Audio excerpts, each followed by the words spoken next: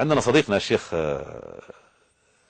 الجهاني، محمد الجهاني، هذا رجل الحقيقة له باع طويل في الدعوة، الداعية المعروف يعني. الداعية المعروف الرياضي السابق في نادي الشباب العربي بشارع بن عاشور. أيوة، كان لاعب وسط مميز. كان لاعب مميز، حتى لما ذهب إلى بريطانيا عرض عليها، يحدثني بنفسه يعني يزورني كثيرا، أزوره هو يزورني. زارني ليلة وبقينا إلى الصباح، والله نتحدث في أشياء كثيرة على الله والدار الآخرة يعني. فحدثني قصصه كثيرة الحقيقة، كثيرة جدا. يقول في ليلة يعني هو تزوج امرأة ولم يرزقه الله بالولد، ففي يوم من الأيام زارته أمه، أم المرأة هذه، فتأثرت الأم لابنتها أنها ما عندها يعني من الولد شيء. والشيخ محمد يشتغل مترجم في أكبر مستشفى في لندن. أنا زرته في هذا المستشفى مرة، كنت زائرة، فرئيس الكويت كان نايم هناك، رئيس الكويت، يقولوا له مستشفى زايد الطبي، مستشفى الشيخ زايد، عرفت أنت الإمارات، ورؤساء دول يأتون هناك، فمن أرقى المستشفيات. أنا أخذت الوالدة مرة هناك، عالجت على الكبد. والله طبيب رقم واحد، مستشار رقم واحد في العالم، يقول لي أنا سأخرج الآن، سأذهب إلى اليابان بعد والدتك هذه، سأخذ طائرة خاصة إلى اليابان. فأقصد المستشفى راقي جدا يشتغل فيه الشيخ محمد، ومع ذلك لا يعالج ولا يهتم ولا نحو ذلك. ففي يوم من الأيام دكتور نبو، كل الأخوات اللي ربما ربي ما رزقهمش بالذرية الصالحة بالله تابعوا القصة الحقيقية دي وشوفوا فائدة الدعاء بالله. نعم شيخنا. فيقول أم الزوجة طلبت من ابنتها أن تلح على الشيخ محمد أن يذهب يعالج يعني. فبعد إلحاح الزوجة ذهب للعلاج يعني، بيجري كشفا يعني، باعتباره لا تعارض مع لا تعارض أبدا، لا بل هو الأسباب يعني. نعم، بل هو من الأسباب. نعم. فقال ذهب إلى شخص متخصص يعد رقم من الأرقام في العالم أيضا يعني قوله لا يسأل، قوله فصل لا يحتاج أن يعيد بعده نعم. فدخل عليه فأجرى عليه كشف، قال والله أذكره هكذا، قال وضع القلم هكذا أو السماعة أو شيء، قال له يا محمد أنت لن ترزق الولد أبدا. الله. هكذا بالحرف الواحد، قال أنت ميت. الله. لا سبيل للولد إليك أبدا، ما فيش أمل إطلاقا. قال أنا والله قبلها ما كنتش منتبه، لما قال لي الكلمة هذه قلت له والله لست أنت من يقرر ذلك. الله أكبر. والله قال لست أنت، هكذا قلتها له، قلت له لست أنت من يقرر ذلك، عندنا إله نحن المسلمين في السماء هو الذي يقرر ذلك، إذا سيرزقني الولد أو لا يرزقني الولد، هكذا والله. الله. قال خرجت، قال أنا قلت لك هذا الطب هو الذي يقول هكذا، وخرج. قال والله أخذت إجازة وذهبت إلى العمرة مباشرة. هذا يحكي لي الشيخ محمد من فيه إلى أذني، وهو حي، ممكن تستضيف إن شئت أو يعني لعل إن شاء الله. نعم. فقال ذهبت إلى العمرة، اعتمرت، ثم تحينت فرصة في جوف الليل. قال وخرجت إلى الصحن وصليت ركعتين، وقالوا في السجود قال والله أدعوه بالليبي، قال ندعو في ربي بالليبي. كل اللغات. قال ندعو فيه بما في قلبي ما يهمش كل الله أكبر. قال هكذا، قال والله ما زدت قال قلت لي يا رب إذا أنا جاءني ضيف من أي بقعة من بقاع الدنيا وطلب شيء وأنا قادر على تنفيذه له، والله لن يخرج من بيتي حتى أعطيه له. وأنا جئتك في بيتك هنا في بيت الله وأريد الولد. الله. قال والله ساعة كاملة أنا أدعو الله وساجد بهالطريقة هذه في السحر. في السحر ربما في ثلث اي نعم. فقال والله وبكيت، حتى قال لما قمت وضعت يدي هذه شعرت كأن فيه ماء مسكوب أو شيء، قال ما شعرت بنفسي. ثمة التدلل والانكسار. نعم. والخضوع. الله. قال ما رجعت شهر، حتى قالت لي زوجتي أريد أن أراجع، فذهبنا وجدنا الحمل، فرزق ب3 من الولد. الله أكبر. هذا الشيخ محمد حي وأولاده 3 موجودين. قال بعد 2 تذكرت ذاك كلمة الأخصائي الكبير. الأخصائي الكبير، قال أخذت 2 منهم، أخذتهم 2 وذهبت إليه، أخذت موعد ودخلت عليه، فجلست قلت له ذكرتني، قال لي كيف ما أنت معنا وتترجم وكذا. قال هذا ابني عبد الرحمن وهذا ابني عبد الله، هم أبنائي الآن. فقال صار ينظر إلي، فقال بعدها ماذا كان يفعل؟ يقول لما يجيه مريض يقول له نحن في الطب انتهينا، لكن عندنا قسيس اسمه محمد. الله أكبر. عندنا قسيس اسمه محمد اذهب من عنده أخبار أخرى. هذا الشيخ محمد نفسه مرة قال احنا استطردنا في هذا، والله عندنا شيء كثير.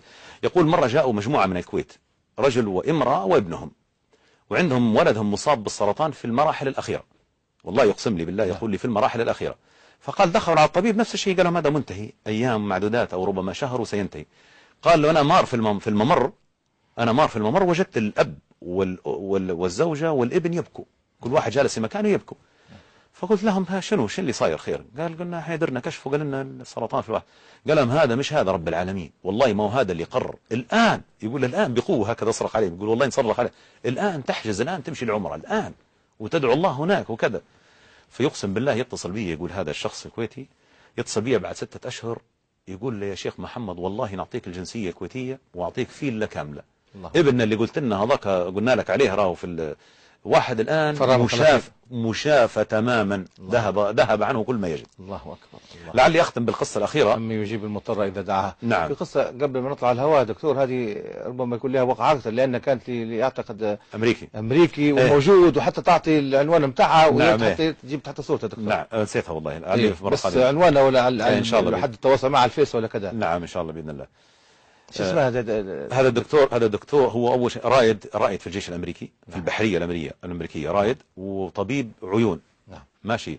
اسمه الدكتور لورانس براون. نعم. هذا عنده موقع لورانس براون، أنا كتبت عنه حتى في صفحتي، كتبت عنه يعني. الآن لو حد يدخل على هذا الموقع يجد عنده كتب، وعنده لورانس براون. نعم. نعم. هذا كان ملحد. نعم. كان ملحدا بك. طبعا نحن نسرد في هذه القصص لأن الله جل جلاله يستجيب. نحن ليس عندنا عقيدة أن الله موجود، لا، موجود وسميع وبصير وحي ويجيب المضطر ويستجيب لعباده، وهو الذي يعني يتحكم في هذا الكون كما يشاء.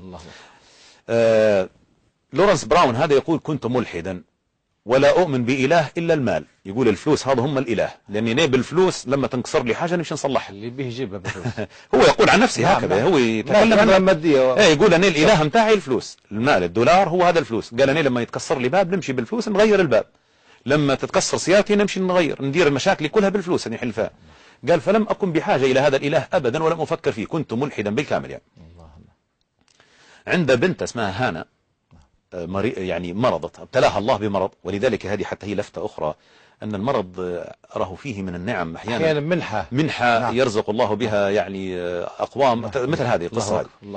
يقول مرضت مرض شديد فجأة هكذا مرضت، فأخذتها للطبيب، يعني يقول نصف جسمها السفلي هذا أزرق، الأكسجين لم يعد يذهب إلى هذا النصف السفلي. فقال أخذوه وضعوها على السرير هذا الأطباء، واجتمع حولها قرابة 10 أطباء متخصصين في المرض باعتباره طبيب وزملاء يعني. فاجتمعوا حولها هؤلاء الأطباء، فبعد أخذ ويقول سووا لها الالترا ساوند وسووا لها صورة كذا، جاءوا وقالوا له، طبعا في الغرب لابد أن يقولوا له كل ما في، يقول له عندها مشكلة في القلب وستموت بعد ربما ساعات أو يوم بالكثير، وحتى إذا أردنا أن نحاول لابد أن نشق على القلب بالكامل كل 6 أشهر. هذا إذا في حالة نسبة 1% أنها تعيش، سنشق على القلب ونجري بعض الأشياء ثم نخيط هذا الشق، ثم بعد 6 أشهر لابد أن نفتح من جديد، وهكذا حياتها كلها ب6 أشهر. هذا إذا فيه نسبة أمل 1%، أما هي ميتة بعد ساعات. قال في تلك اللحظة فقط شعرت بأني بحاجة، حتى قالها بالإنجليزي قال the greater power. شعرت بحاجة أني للقوة العظمى التي ليست للدولار بس. الله أكبر. فقال خرجت لا أبصر شيئا. قال فيه دور للعبادة هكذا موجودة للنصارى وكذا، دخلت.